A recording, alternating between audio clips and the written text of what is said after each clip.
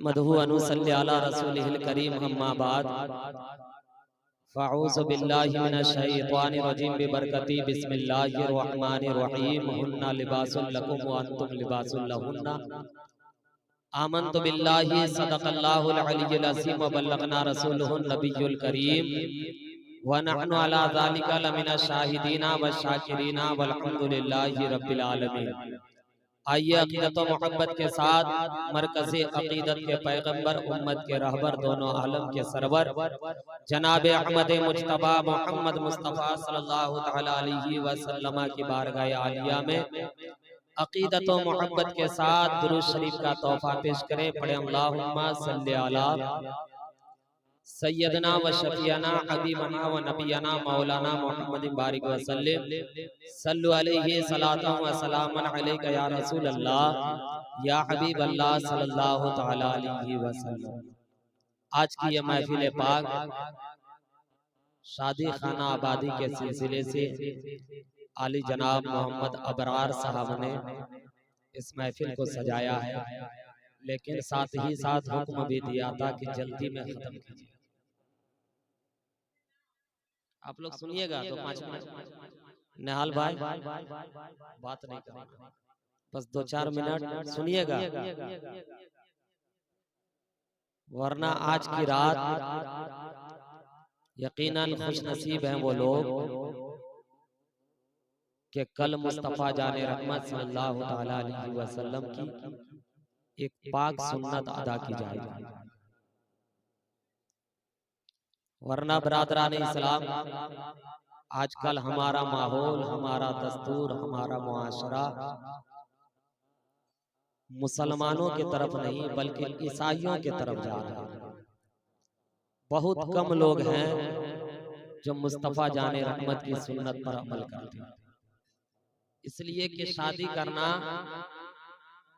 यह अल्लाह के नबी की बहुत बड़ी सुन्नत है। और मेरे नबी फरमाते हैं कि जिसने मेरी एक सुन्नत को जिंदा कर लिया उसने इस्लाम को जिंदा कर लिया। लेकिन आज हमारा मुआशरा सुन्नत के तरफ कम और हरामकारी के तरफ ज्यादा जा रहा है। आप नजर उठा करके देखिए, मैं इस घर की बात नहीं कर रहा हूँ, आली जनाब मोहम्मद अबरार साहब आप बुरा मत मानिएगा, बल्कि आजकल लोग शादी खाना आबादी में इस कदर से गाने बजाते हैं कि सुन करके शर्म महसूस होती है। माँ बहनें औरतें नाचना शुरू कर देती हैं, पता नहीं उनको खुशी क्या मिलती है। अरे होना तो ये चाहिए कि अगर उस रात में कुरान पढ़ करके खुदा की बारगाह में दुआ कर लेती कि अल्लाह मेरे बेटे, मेरे भाई, मेरे रिश्तेदार की कल सुबह बारात है, उसकी जो बीवी आए वो कनीज़े फातिमा बना करके भेज दे, तो कसम खुदा के मुसलमानों यकीनन जिंदगी संवर जाती। लेकिन 1-2 दिन के मजे के लिए गाने बजा दिए और पूरा साल पूरा मुआशरा अब वो बीवी बजाती है, फिर आप बजते रहिए। और ऐसा हो रहा है इसलिए कि हम लोग इमाम या ताबीज लिखने में परेशान हैं। ज्यादातर ताबीज या तो सास पुतहू का या ससुर का कि मेरी पुतहू हमको देर खाने नहीं दे रही है, मान नहीं रही है। वजह क्या है कि हमने मुआशरा ही खराब करके रखा है। हमने सुन्नत के मुताबिक मुस्तफ़ा जाने रहमत की पाक सुन्नत को अदा नहीं किया, जिसकी वजह से आज हमारे घर में परेशानी। वरना बरादरान इस्लाम तारीख उठा करके देख लो, सैयदा फातिमा रज़ियल्लाहु ताला अन्हा की जब निकाह का वक्त आता है तो मेरे आका ने इरशाद फरमाया था, ए अली मैं तुम्हारा अक़द कर रहा हूँ, निकाह कर रहा हूँ, तुम्हारी क्या मर्जी है। अली फरमाते हैं कि या रसूल अल्लाह, जो मर्जी मुस्तफ़ा की होगी वही मर्जी अली की। मेरे आका ने ये नहीं कहा था कि 500 बारात चलो, 2 बोरा पटाखा भर लो, 2-4 को डीजे बांध लो। अगर पटाखा फोड़ना या डीजे बांधना सवाब होता तो यकीनन मौलाना से ज्यादा सवाब कोई नहीं कमाता। बात सही है क्या? इसलिए कि आप लोग 10 रुपया 5 रुपया वाला पटाखा फोड़ रहे हो, हम लोग अगर फोड़ते तो बम फोड़ते। इसलिए कि जब सवाब ही है तो ज्यादा ही कमाना। लेकिन अली ने कहा था या रसूल अल्लाह, जो मर्जी मुस्तफा की होगी वही मर्जी अली की होगी। तो मेरे आका ने इरशाद फरमाया था, अली चंद दिरहम मैं तुझे दे रहा हूँ, इससे तुम शादी का जोड़ा खरीद करके लेकर के चला आना। हजरत अली शादी का जोड़ा लेकर के आते हैं। मेरे मुस्तफा ने मस्जिद नबवी में बिठा करके निकाह पढ़ा था। सुभान अल्लाह सुभान अल्लाह।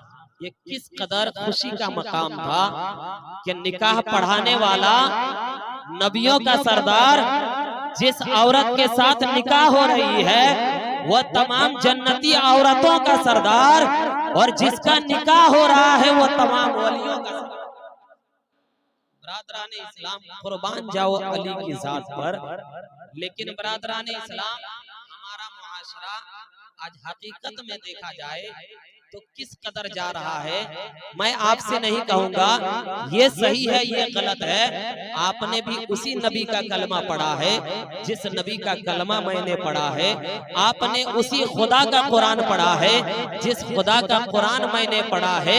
रात के सन्नाटे में जब सोने के लिए जाओ, बिस्तर पर सोने से पहले खुदा और रसूल को हाजिर व नाजिर करके ये दिल में सोच लेना कि आज मैंने जो काम किया है वो कौन सा काम अच्छा है। कसम खुदा के मुसलमानों, रात के सन्नाटे में तुझे समझ में आएगा कि जो काम मैंने किया था वो सही नहीं किया था, बल्कि जितने कदम चले थे हर कदम पर मैंने गुनाहें की है। कसम खुदा के मुसलमानों, जब ये फैसला दिल में आएगा उसी वक्त खुदा की बारगाह में तौबा कर लेना। अल्लाह फरमाता है तौबा करना तेरा काम होगा और तौबे को कबूल करना ये खुदा का। बरादराने इस्लाम, आज अल्लाह का कितना बड़ा करम है कि परवरदिगार आलम ने हमें बहुत सारे मौके सुधरने को दिया है। लेकिन बरादराने इस्लाम, आज मिसाल के तौर पर समझ लीजिए, चंद मिनट इधर देखिए, आज जो हम लोग शादी करते हैं, अपने बेटे की अपने भाई की शादी करते हैं, ये शादी करना किसकी सुन्नत? सबसे पहले निकाह हजरत आदम अलैहिस्सलाम का हुआ। हजरत आदम को अल्लाह ने जन्नत में पैदा किया। चंद दिन गुजरे थे कि हजरत आदम कहते हैं कि या खुदा, तन्हा दिल नहीं लग रहा है, जन्नत में घबराहट महसूस हो रही है, मुझे भी कोई हम सफर चाहिए। कसम खुदा के मुसलमानों, वो जन्नत जिसके बारे में मेरे मुस्तफा इरशाद फरमाते हैं कि जन्नत में एक बंदा जो ख्वाहिश करे, जिसके बारे में सोचे, अल्लाह सोचने से पहले वो चीज अता करे। वो जन्नत में हजरत आदम कह रहे हैं, या अल्लाह तन्हा दिल नहीं लग रहा है, मुझे भी कोई हम सफर चाहिए, कोई बात करने वाला चाहिए, कोई कलाम करने वाला चाहिए, या कोई वक्त गुजारने वाला चाहिए। अल्लाह ने करम फरमाया, हजरत आदम को नींद आ गई। नींद आना था कि मेरे खुदा ने हजरत आदम की हजरत हव्वा बाएं पसली से हजरत हव्वा को पैदा कर दिया। हजरत आदम होश में आते हैं, सोने से पहले, बेहोश होने से पहले तन्हा थे, चंद सेकंड गुजरे थे, होश में आते हैं, सामने में एक खातून को देखते हैं। हजरत आदम पूछते हैं, ए खातून जरा ये तो बताओ कि तुम कौन हो? हजरत हव्वा ने कहा था, आदम मैं एक औरत हूँ। हजरत आदम ने कहा था, तुझे पैदा किसने किया? हजरत हव्वा जवाब देते हैं, जिस खुदा ने तुझे पैदा किया उसी खुदा ने मुझको भी पैदा किया। हजरत आदम ने जब हजरत हव्वा की इस बात को सुना तो हजरत आदम अपने हाथ को आगे बढ़ाते हैं हजरत हव्वा को छूने के लिए कि खुदा ने फरमाया था ए आदम खबरदार, अभी इस औरत को मत छूना, अभी हजरत हव्वा को मत छूना। हजरत आदम ने कहा था ए खुदा इस खातून को किसके लिए बनाया गया है? खुदा ने फरमाया था आदम इस हव्वा को तेरे लिए बनाया गया है। हजरत आदम ने कहा था ए खुदा जब हव्वा को तूने मेरे लिए पैदा किया है फिर इसे छूने का हुक्म मुझे क्यों नहीं दे रहा है? तो खुदा ने फरमाया था ए आदम इसको छूने के लिए तुझे निकाह करनी पड़ेगी। हजरत आदम ने कहा था ए खुदा निकाह कौन पढ़ाएगा? तो खुदा ने फरमाया था कि जिस खुदा ने तुझे पैदा किया वही खुदा आज तुझे निकाह पढ़ाएगा। हजरत आदम को मेरे खुदा ने निकाह पढ़ाया।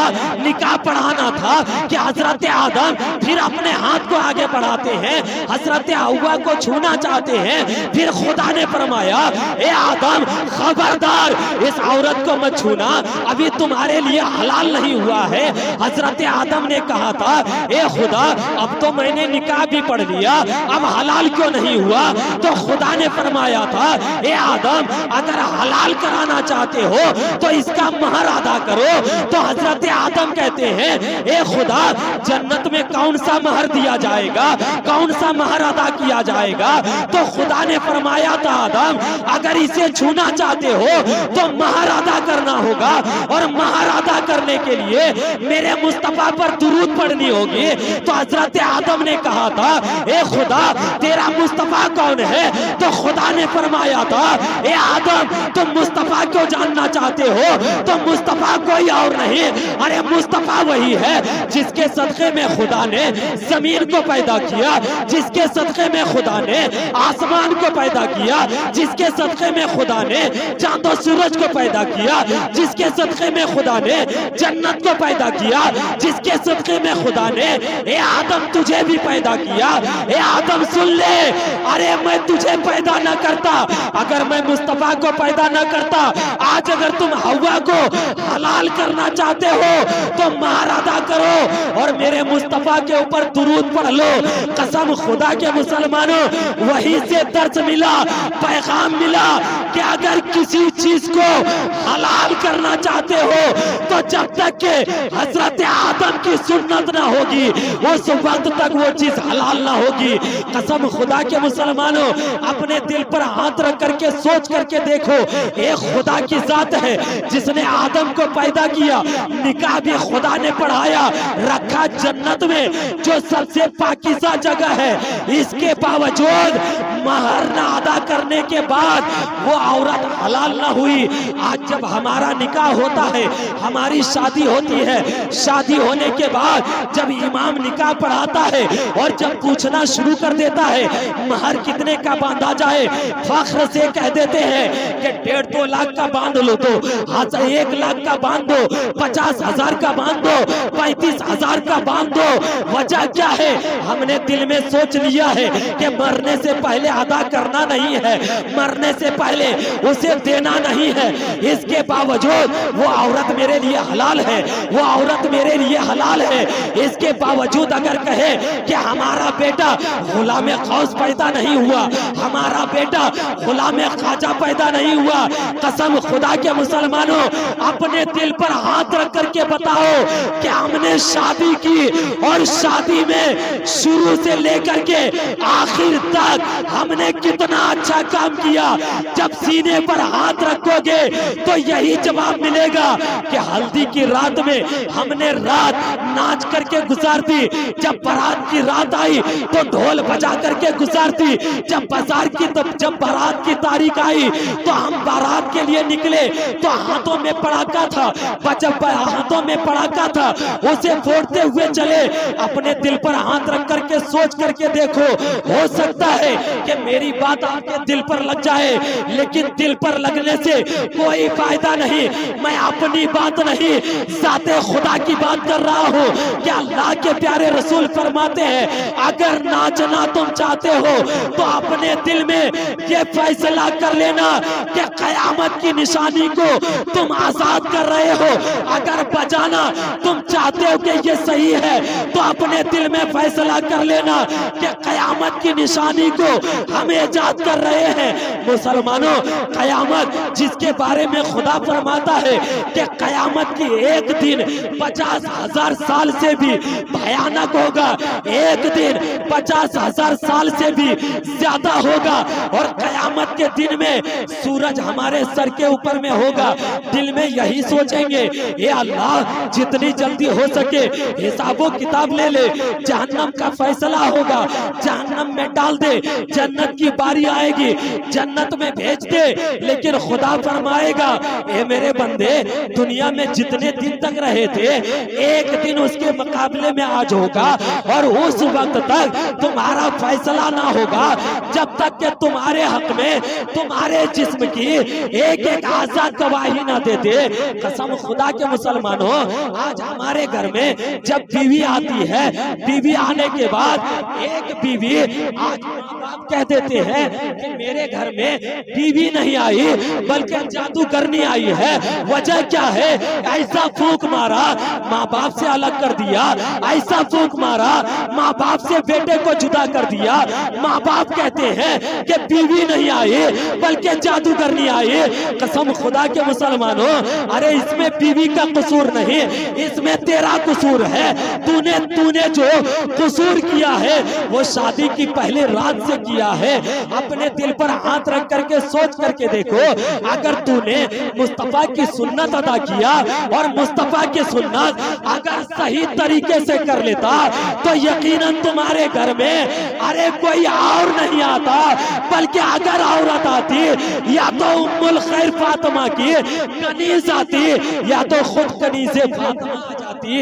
लेकिन बरादरान इस्लाम, सही नहीं, बिल्कुल गलत है। अपने दिल पर सोच करके देखो, बताइए बात बिल्कुल सही हो रही है कि नहीं?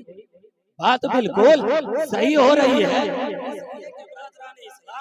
आज हम उस इस्लाम पर चलने वाले हैं, उस इस्लाम को मानने वाले हैं जिस इस्लाम को अल्लाह ने सारी कायनात से अफजल बनाया है, जिस इस्लाम को अल्लाह ने पसंद करके हमें और आपको दिया है।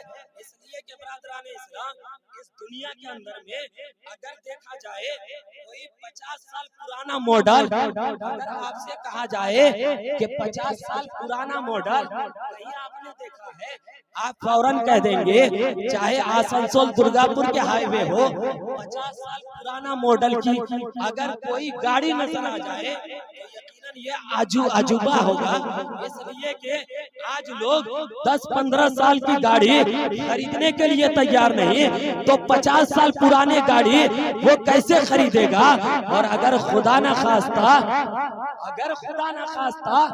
50 साल पुराना गाड़ी अगर कहीं खराब हो जाए तो आप किसी शोरूम में भी जाइएगा, चाहे टाटा हो, चाहे महिंद्रा हो, किसी और कंपनी हो, अगर आप जाइएगा और भूल से भी अगर कह दिए कि फला गाड़ी का पार्ट आपके पास है, अगर शोरूम वाले आपकी गाड़ी 50 साल पुरानी गाड़ी अगर वो देख लिए तो यही कहेंगे, इस कबाड़ी को कब तक लेके चलोगे? अरे कहीं से नमक के बराबर बेच क्यों नहीं देते? अपने दिल पर हाथ रख करके सोच करके देखो, 50 साल की पुरानी गाड़ी आज किसी मार्केट में आपको नजर नहीं आएगी। लेकिन वाह रे इस्लाम, तुम्हारा कोई जवाब नहीं कि 1400 साल पहले तो मक्के में पैदा हुआ था, लेकिन आज पूरी दुनिया में तो मजहब इस्लाम फैलता नजर आ रहा है। वजह क्या है? जब सवाल करोगे ए इस्लाम वजह क्या है, पुरानी गाड़ी आज मार्केट में नजर नहीं आ रही है, लेकिन 1400 साल से तुम मक्के से निकला है और पूरी दुनिया में फैलता नजर आ रहा है। तो मज़हबे इस्लाम जवाब देगा, अरे मैं मॉडल हूँ और मॉडल मत देख, बल्कि देखना है तो आइडियल देख। मैंने सवाल किया, ए इस्लाम अगर तू मॉडल है तो तेरा आइडियल कौन है?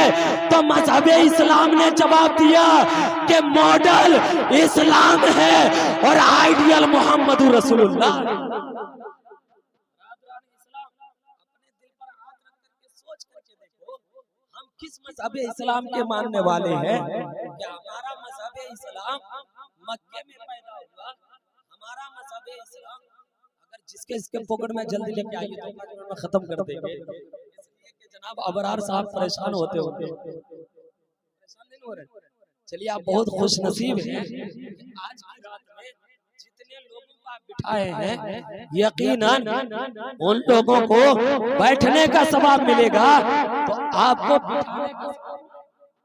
और जितने लोग आज की रात में सुभान अल्लाह माशाअल्लाह कहेंगे, यकीनन आपके घर में इसका फायदा होगा। इसलिए कि बरादरान इस्लाम अल्लाह का करम है कि हम मज़हबे इस्लाम का मानने वाले हैं, और हमारा मज़हबे इस्लाम अगर मॉडल है उसका आइडियल कोई और नहीं बल्कि मज़हबे इस्लाम है। और इस्लाम के मॉडल में सब्र भी है, आइडियल मुस्तफ़ा है। इस्लाम के मॉडल में कुर्बानी भी है, आइडियल मुस्तफ़ा है। इस्लाम के मॉडल में ज़कात का निसाब भी है, आइडियल मोहम्मद है। इस्लाम के मॉडल में पेट में पत्थर बांधना भी है, आइडियल मोहम्मद है। और इस्लाम के मॉडल में अगर पेट में पत्थर बांधना है तो तलवार को उठाना भी इस्लाम के मॉडल में है। बरादरान इस्लाम, और हमारा इस्लाम का मॉडल इतना अच्छा है, इतना अच्छा है कि एक वो वक्त था कि मेरे मुस्तफा इस्लाम के मॉडल का आइडियल बने, और मेरे मुस्तफा ने अपने बाद इस्लाम के मॉडल का आइडियल सिद्दीक को बना दिया और कहा, ए अबू बकर मेरे बाद इस्लाम को चलाना तुम्हारा काम है। अबू बकर ने अपने बाद उमर को बनाया, उमर ने उस्मान को बनाया, उस्मान ने अली को बनाया, अली ने हसन को बनाया, हसन ने हुसैन को बनाया। और जब इस्लाम के मॉडल का आइडियल बन के 72 शहीद को लेकर के करबला में पहुंचे तो इस्लाम मॉडल था, और नीचे की नोक पर कुरान सुनाने वाला हुसैन का सर आइडियल बन जाता है।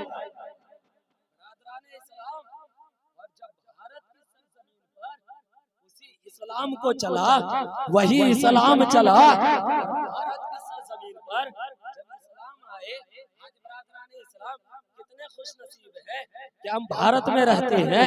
जब भारत में गरीब नवाज ने 90 लाख मुसलमानों को कलमा पढ़ाया, कलमा पढ़ाने के बाद मेरे गरीब नवाज ने उन मुसलमानों से कहा था, ए मेरे मुस्तफा के कलमा पढ़ने वालों, ए मेरे नाना के कलमा पढ़ने वालों, मैंने नाना का कलमा तो तुम तक पहुंचा दिया, लेकिन नाना से मोहब्बत करते रहना, नाना से प्यार करते रहना। और गरीब नवाज ने इस्लाम के मॉडल का आइडियल का हेड ऑफिस अजमेर को बनाया, और जगह जगह में ब्रांच बना दिया, जगह जगह में ऑफिस बना दिया। कहीं कचोचा में मखदूम अशरफ को बिठाया, कहीं देहली में महबूबे इलाही को बैठाया, कहीं कलियर में साबिर अलाउद्दीन को बैठाया, कहीं बिहार में मखदूम शरफुद्दीन को बैठाया। लेकिन उसी इस्लाम के मॉडल को जब काटना शुरू किया, उसी इस्लाम के मॉडल की अजमत को लूटना शुरू किया, तब इस्लाम के मॉडल का आइडियल बन करके बरेली में अल्लाह ने अहमद रजा। इस्लाम जब इमाम अहमद रजा इस्लाम के मॉडल का आइडियल बन करके जब बरेली में पैदा हुए, और होने के बाद जब अपने कलम को उठाया तो लिख दिया, ये दुनिया वालों सुना जंगल रात अंधेरी छाई बदली काली है, सोने वाले जागते रहियो चोरों की रखवाली है। कसम खुदा के मुसलमानों, दुनिया ने देखा था कि इस्लाम के मॉडल का जब आइडियल मेरे इमाम अहमद रजा बनते हैं और बनने के बाद जब मेरे इमाम अहमद रजा इस दुनिया से पर्दा करते हैं, पर्दा करने के बाद जब दारुल इफ्ता पैसों में बिकने लगे थे, जब दारुल इफ्ता को बेचा जाने लगा था, मुफ्तियों ने अपने मुफ्तियों ने पैसे की बुनियाद पर जब फतवा देने लगे थे, तब बरेली की सरजमीन पर मुफ्ती आजम के वो करामत बन करके ताजुल शरिया खड़े होते हैं और दुनिया को बताते हैं, ए दुनिया वालों कल इस्लाम के मॉडल का आइडियल अहमद रजा थे, आज इस्लाम के मॉडल का आइडियल करामत गौसे आजम अख्तर रजा।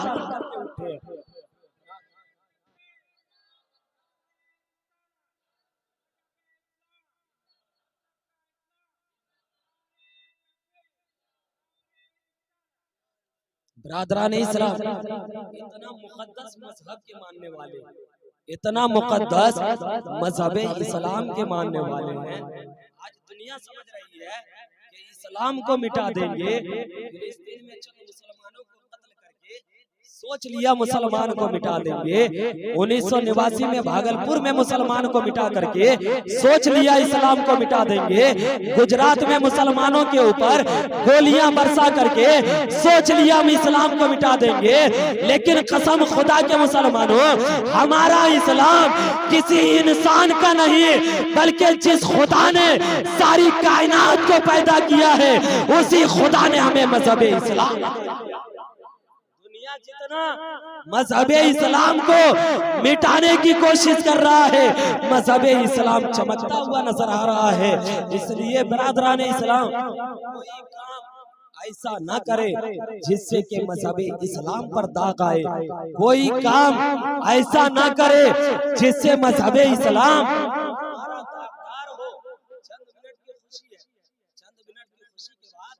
हमारा वक्त कैसा आएगा। अगर मेरे घर में शादी हुई, शादी में अगर हमने 2 बॉक्स लेकर के आया, उसमें भोजपुरी गाना लगा दिया, भोजपुरी गाना लगाने के बाद चंद बच्चे नाचना शुरू कर दिए, चंद बच्चियां नाचना शुरू कर दिए। कितने साल की?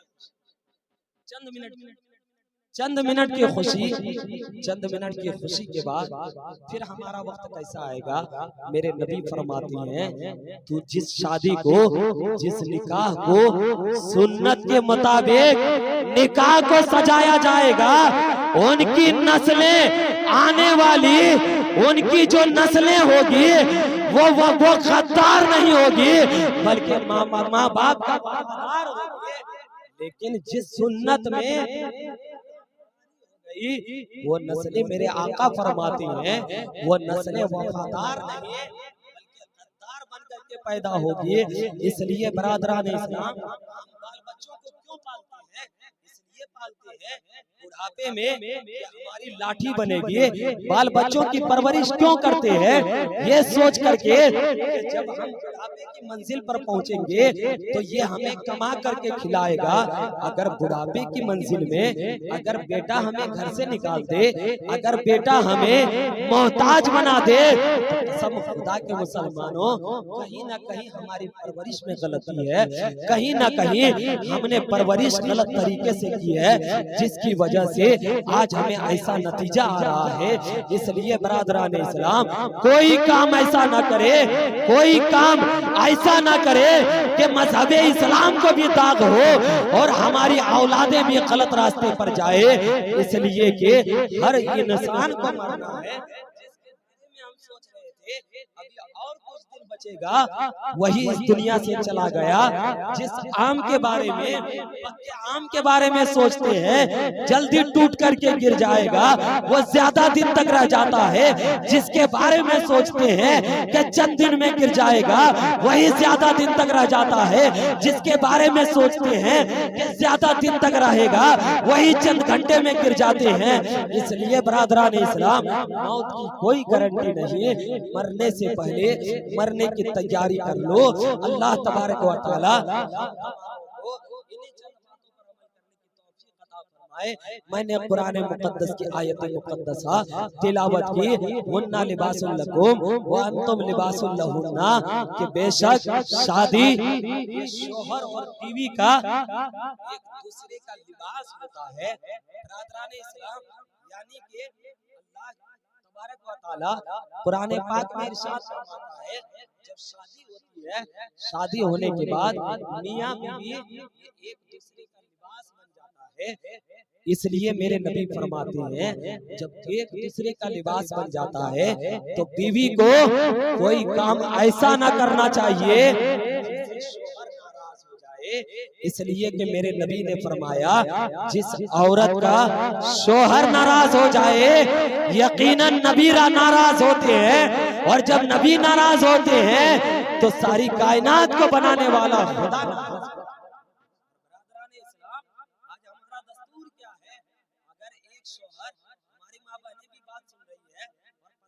सुन रही है या आपस में तकरीर कर रही है, बरादरान इस्लाम की आवाज यहाँ तक पहुँच रही है। मैं अपनी माँ बहनों से कहना चाहूंगा कि आप भी सुन लीजिए।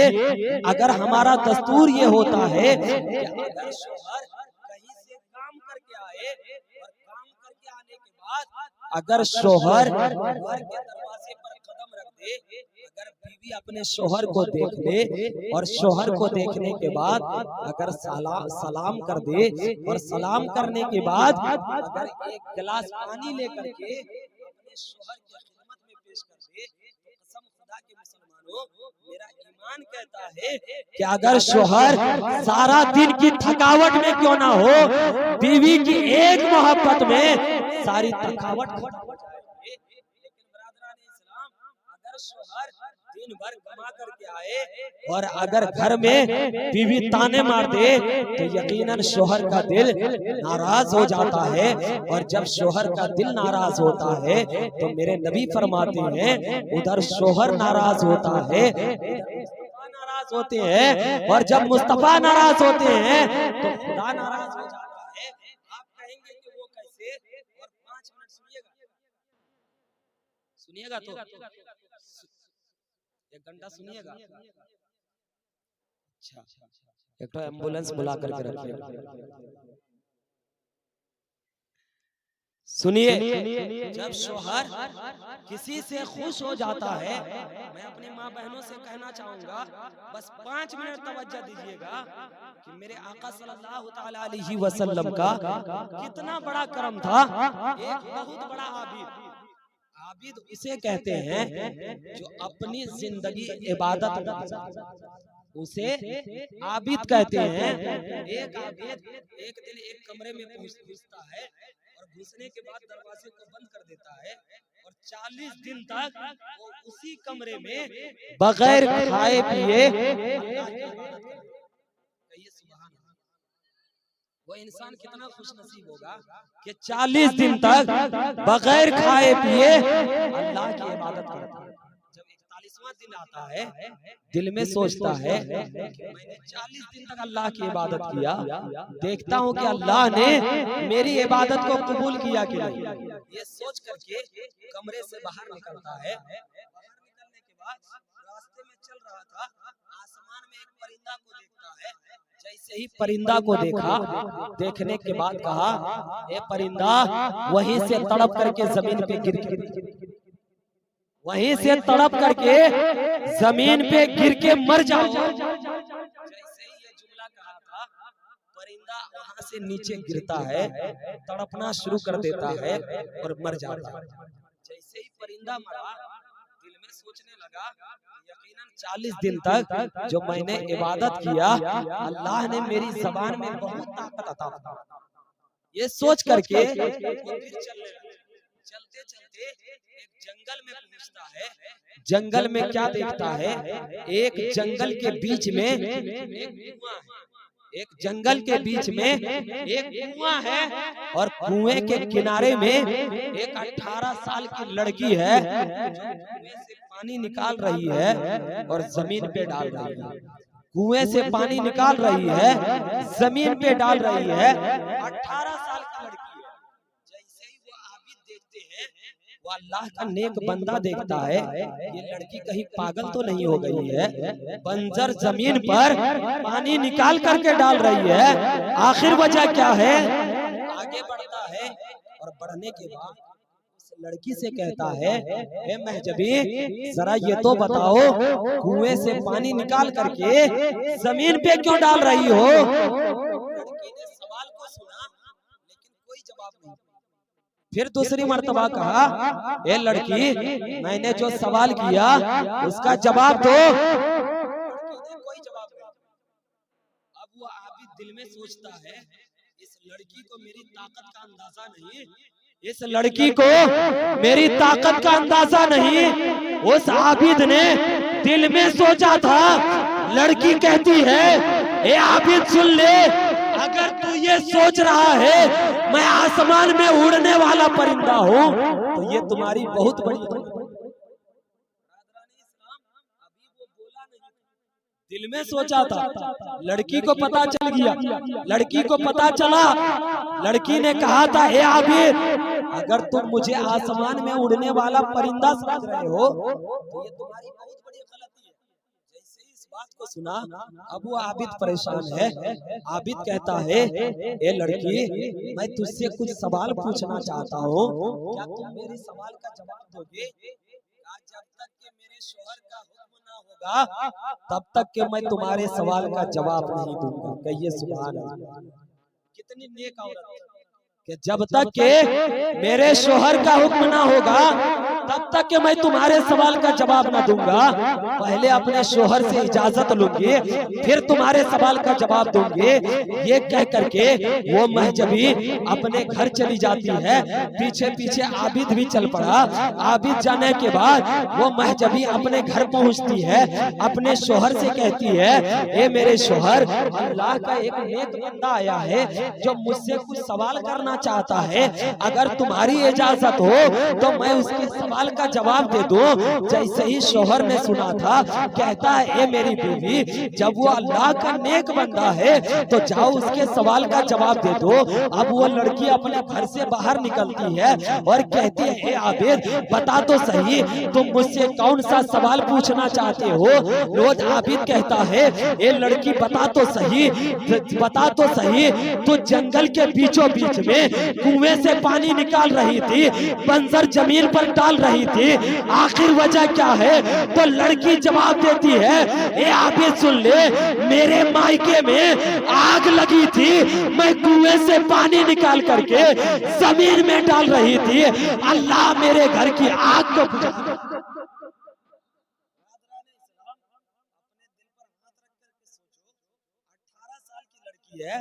कहती है मेरे मायके में आग लगी थी, मैं पानी यहाँ डाल रही थी, अल्लाह मेरे घर की आग को बुझा रहा था।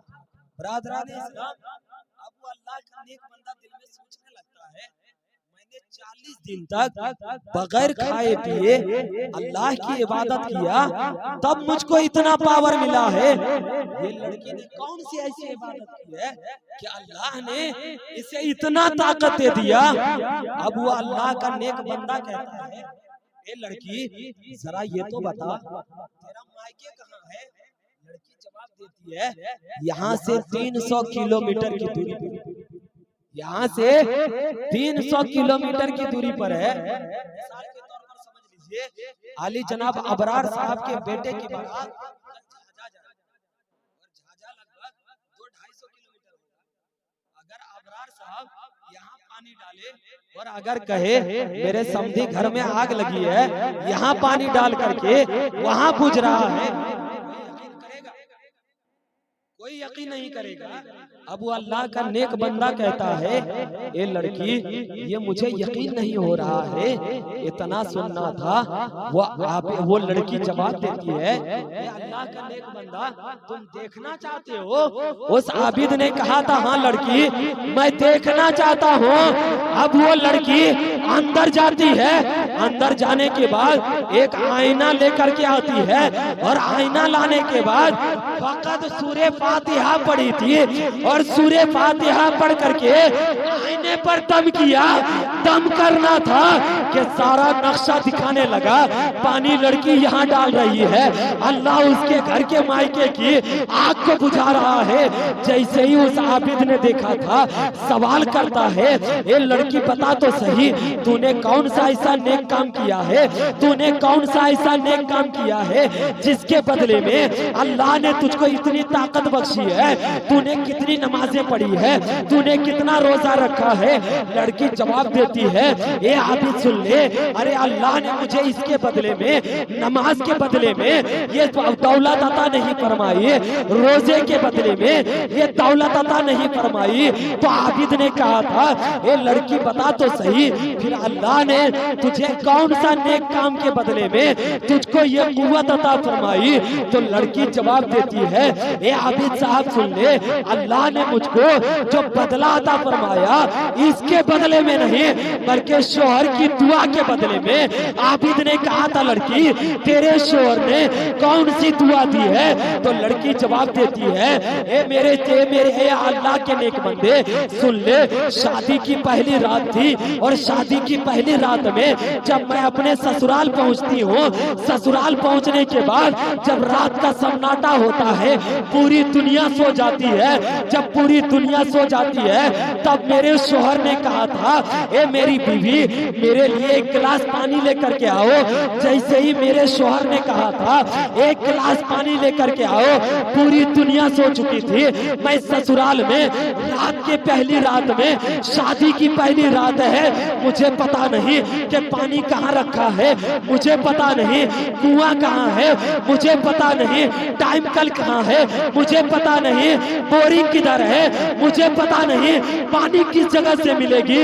जैसे ही मेरे शोहर ने कहा था, एक गिलास पानी लेकर के आओ, रात के सन्नाटे में मैं अपने शोहर के बिस्तर से उठती हूँ।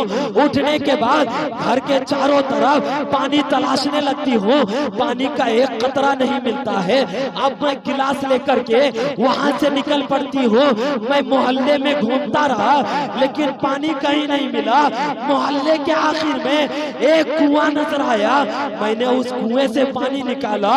पानी निकाल करके गिलास में पानी लिया, और लेकर के जब मैं अपने कमरे में पहुंचता हूँ, क्या देखता हूँ कि मेरे शोहर ने जो पानी मांगा था, कई घंटे गुजर चुके हैं, मेरा शोहर सो चुका है।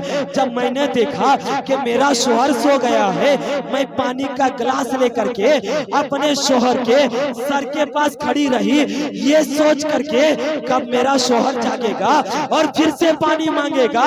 रात गुजर गई, फजर की आजान होती है। जैसे ही फजर की आजान हुई, मेरे शोहर बेदार होते हैं। जैसे ही मेरे शोहर बेदार हुए, सबसे पहली नजर मेरे ऊपर पड़ती है। जैसे ही मेरे ऊपर पड़ी, मेरे शोहर ने पूछा था, ए मेरी बीवी, पानी लेकर के आ गए? बीवी जवाब देती है, हाँ मेरे शोहर, मैं रात भर पानी का गिलास लेकर के खड़ी रही। अब भी शोहर ने कहा था, ए मेरी बेगम, क्या रात भर तुम नहीं सोए? तो बीवी जवाब देती है, ए मेरे शोहर, अरे ये तेरा हुक्म था, अगर मैं सो जाता तो कयामत के मैदान में जब मुस्तफा पूछते थे, ए अल्लाह की नेक बंदी, शादी की पहली रात में जब तू शोहर की इताअत ना कर सकी, तो जिंदगी भर शोहर की इताअत तू कैसे कर सकेगी? इस डर से मैं रात भर पानी का गिलास लेकर के मैं खड़ी रही। इतना सुनना था, मेरे शोहर ने पानी के गिलास को लिया और पानी को पीता है, और पीने के बाद अपने सर को सजदे में रखा और खुदा की बारगाह में दुआ किया, ए मेरे परवरदिगार, शादी की पहली रात में मैं अपनी बीवी से राजी हो गया। ए मेरे परवरदिगार, तू भी मेरी बीवी से राजी हो जा। कसम खुदा के मुसलमानों, वो औरत जवाब देती है कि शौहर को दुआ देना था कि अल्लाह ने मुझे ये ताकत अता फरमाई कि अगर कोई बंदा दिल में कुछ सोच ले तो मैं बता दूंगा कि फला आदमी ने अपने दिल में क्या सोच करके देखिए ये इनाम कहां से मिला। शौहर की एक इताअत से मिल गई। आज भी बीवी अगर शौहर की इताअत कर ले तो यकीनन बरादरान इस्लाम, यकीनन अल्लाह तबारक व तआला का करम होगा कि परवरदिगार आलम वो उसे इनाम अता फरमाएगा कि वो तसव्वुर भी नहीं कर सकता। इसलिए बरादरान इस्लाम, इस्लाम में कोई ऐसा ना करे जिससे कि हमारा इस्लाम दागदार हो। करने से पहले दिल में जरूर ये अहद करे, जरूर सोचे कि हम फला काम कर रहे हैं, क्या इससे मेरा खुदा और मेरा रसूल राजी होगा। अगर तुम्हारा दिल जवाब देता है, किसी मौलवी के फतवे की जरूरत नहीं, अगर तुम्हारा दिल जवाब देता है कि शराब पीने से खुदा राजी हो जाएगा तो तुम पी लो। अगर तुम्हारा दिल जवाब देता है जुआ खेलने से मेरा खुदा राजी होगा, आराम से खेल लो। लेकिन कसम खुदा के मुसलमानों, कभी भी तुम्हारा दिल जवाब नहीं देगा, हराम काम करेंगे खुदा हमसे राजी होगा। इसलिए अल्लाह तबारक व तआला हम तमामों को मजहब इस्लाम के पासबान बनाए और मजहब इस्लाम पर सही माने में चलने की तौफीक अता फरमाए। ये किस्सा लतीफ अभी नातवा है, जो कुछ बयां हुआ वह आका से बाब था। व आखिरु दावाना अनिल हम्दुलिल्लाहि रब्बिल आलमीन। अस्सलामु अलैकुम व रहमतुल्लाहि व बरकातुहू।